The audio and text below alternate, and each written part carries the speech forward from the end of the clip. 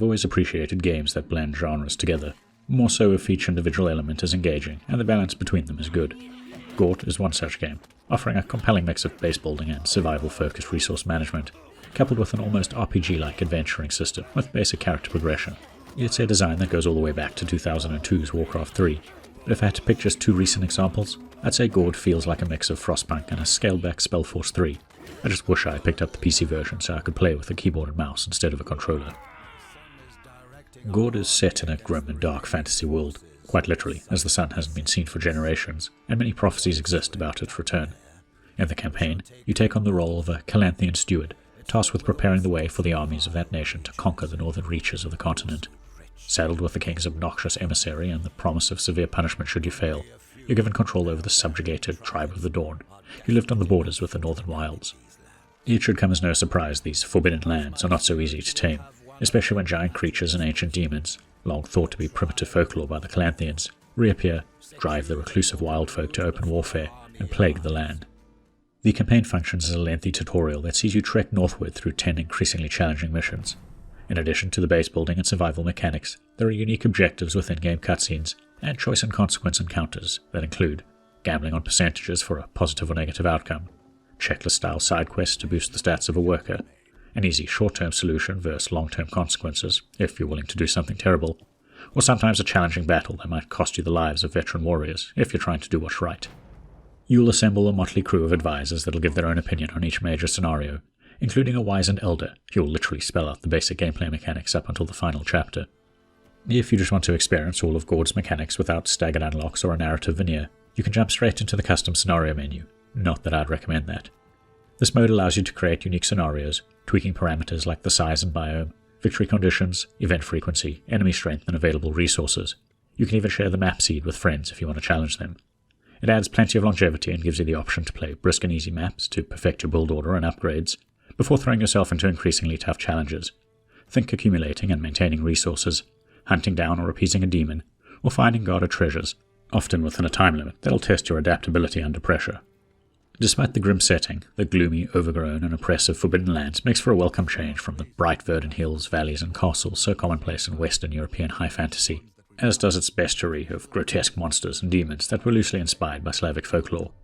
As you explore each map and progress through the campaign, you'll also unlock an extensive and fully narrated chronicle. This fleshes out the current state of the world, ancient civilizations, and the origin of the twisted creatures and deities you'll encounter. Regardless of the game mode you pick, Gord revolves around the Gord, a circular palisade that provides a foothold in each region, protecting and sustaining your small population while you expand resource production, improve fortifications, upgrade structures, and prepare adventuring parties. If Gord functioned in the detached, mostly automated manner of most city builders or survival games, you could argue it lacks sufficient depth. However, with the focus on small settlements, a handful of unique workers, the physical transporting of resources, and real-time with pause combat, you'll find yourself constantly micromanaging and shifting priorities based on your current needs. It makes for intense and involved gameplay, and the campaign, despite being packed with tutorials, leaves you to figure out its distinct gameplay rhythms on your own. It's easy to build early resource-generating structures and fill them with workers, but the limited starting population will only cover wooden reeds and leave you with no free hands for further construction. You might then focus on covering more resources, like foraging, fishing, and hunting for food, with your workers spread thin. But with most resources found beyond the palisade, you're going to need torch-bearing scouts as escorts. Sure, the basic progression mechanics mean individual workers become more proficient at their jobs. You can discover survivors while out exploring, recruit newcomers through some random events, and even assign children to basic tasks, but you'll never have a large enough population to cover everything at once. It's overwhelming at first, even on the normal difficulty, until you realize the only upkeep resources are food, and maybe gold to keep up morale when fielding warriors. There are other sanity-affecting considerations, like working in darkness or traumatic injuries, but these can be mitigated with the right structures, while scout escorts and consuming local plants can keep distant adventuring parties stable. Success in Gord is all about continuously shifting your priorities and micromanaging that small workforce. Now, gathering wood, reeds, clay, and iron is vital as you establish and upgrade a new Gord, but equipping a party and exploring the map is not just important for quest progression. The campaign often implies speed is of the essence, but unless mission parameters demand it, methodical progress is the best approach.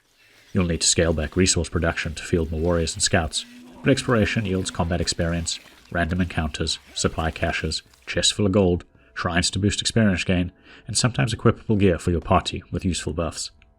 Combat is a messy affair, with jostling character models and splashes of gore obscuring your view, but it doesn't require too much input if you've assembled a mixed party of axe wielders, spearmen, archers, and scouts. Melee and ranged units will automatically attack the nearest foe. You can pause and prioritize targets, move around to avoid AoE attacks, and even cast offensive or defensive incantations if you've generated the faith resource through temples and shrines. You don't have the same level of control as you'd expect in a traditional RPG, and you can only take a small party into each new mission, but the life progression system makes every death or low sanity desertion potentially devastating. On high difficulties, it also provides plenty of statistics for invested players to peruse while optimizing their starting group. Unfortunately, Gord's controller support and UI are frustrating, and left me bemoaning the fate of the underappreciated Halo Wars games and their streamlined, intuitive control scheme. Gord typically uses the thumbstick to drive menus, the camera, selected units, and structural waypoint placement, but the Snap to feature is a pain whenever objects are grouped closely. Multi-layer radial menus, tab-style menus, and unit lists are slow to navigate, and you need to remember multiple shortcuts, each with different inputs, to access all the available information on your settlement or workers.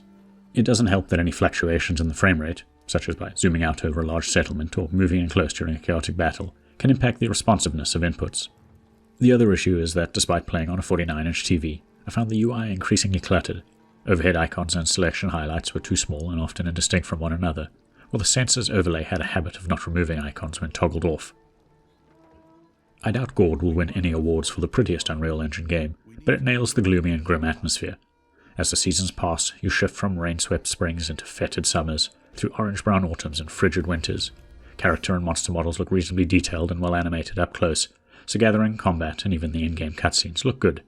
Dense and eerie ambient audio, coupled with a haunting soundtrack, set the mood, though the inconsistent voice acting and scenes seemingly played for laughs tend to undermine the grim and serious tone.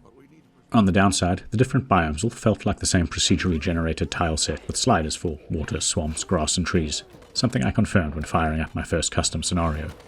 Aside from the snowy and icy winter months that have a significant impact on the look and feel of the environment, all the other seasons are uniformly green, wet, and shrouded in gloom.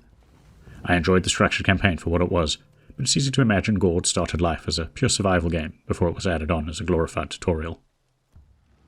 Wrapping up, it's a shame that the controls and the UI are a constant source of frustration on console, as Gord's satisfying hybrid mechanics and fresh setting kept me coming back to the campaign and dipping into a few custom scenarios. I'd still recommend it if you're a fan of the genre, but to those planning on picking this up on PC, you can add a point to the score.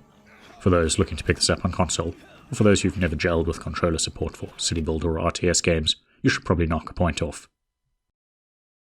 If you've got this far, please consider giving the video a like and maybe subscribing to our channel, as it helps us grow.